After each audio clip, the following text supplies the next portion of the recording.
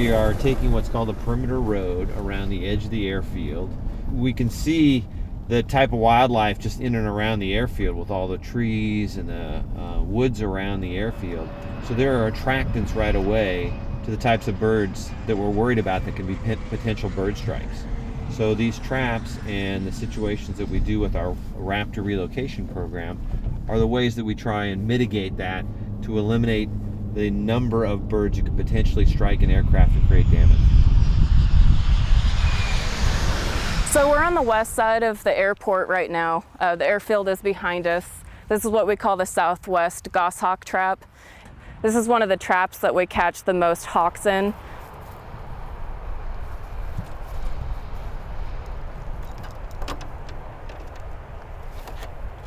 One of the things that I focus on is the Raptor strike avoidance program. The big component of the program is to trap and relocate hawks that might otherwise get struck by airplanes at the airport. Bring them out tail first so that you can keep the feathers all undamaged. Tuck him under your arm like this. Now he's secure, can't open his wings. He feels a bit safer. They just haven't evolved with planes. There's no way that we can really teach them to avoid planes. It's not in their capabilities to understand how fast a plane is moving.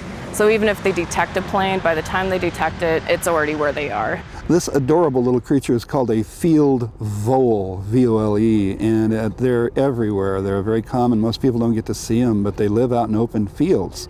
And of course, that's what attracts red-tailed hawks, is they know that these guys live in the field, so whenever they see an open field, they come in to hunt. And of course, SeaTac's one of the biggest open fields in King County, and so that's why the hawks are here.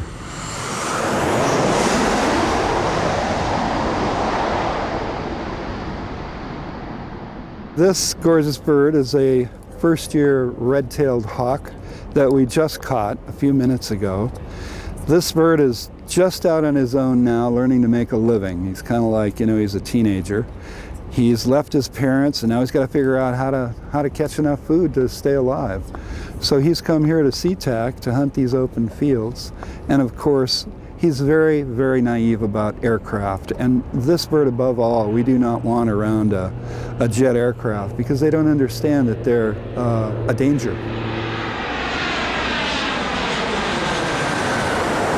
The red-tails have this really neat thing. They have twice the number of neck vertebrae that we do, and so as a result of that, they're very, very much into holding their head still, almost like a gyro, as you can see like this. This is an adaptation for hunting while they're flying. Totally fascinating.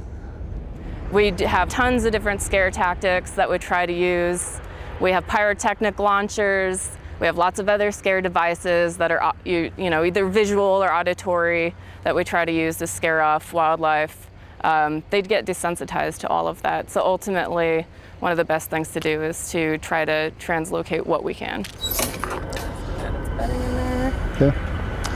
I'll let you close it up. There we go. So now that they've arrived at the airport, it's time for them to get on their shuttle bus up north to their final destination, which is up in Skagit County. So we'll take them over to the Bell Air Charter. They come almost every 2 hours. We have a great arrangement with them. They'll take our birds up there at no cost to the program. So they're really the ones that have allowed us to operate 365 days a year. So we always have a way to get birds up north.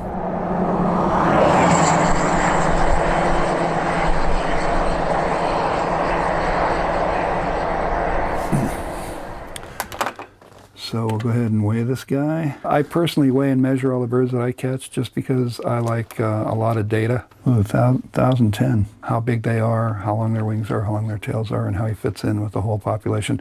Turns out that our birds here in the Pacific Northwest are different than the birds on the East Coast, and they're different than the birds in Wisconsin. So all these data go to the banding lab so anyone can use them in the future. It's a traditional thing to do with hawks when you band them. We want to know where they go. We want to know how long they live. We want to know where they show up. We especially want to know if they come back to the airport or not. We're taking them away from the airports. They're not struck by aircraft. And if they come back, well, then that tells us that maybe we need to move them further. So there has to be some way, some record, that says who this bird is and what's happened to him. And you can see you get a real nice fit that way. And that's locked on, so he can't take that off with his beak. And then we always check to make sure that it spins freely, and this is a perfect fit, so that's great for that guy.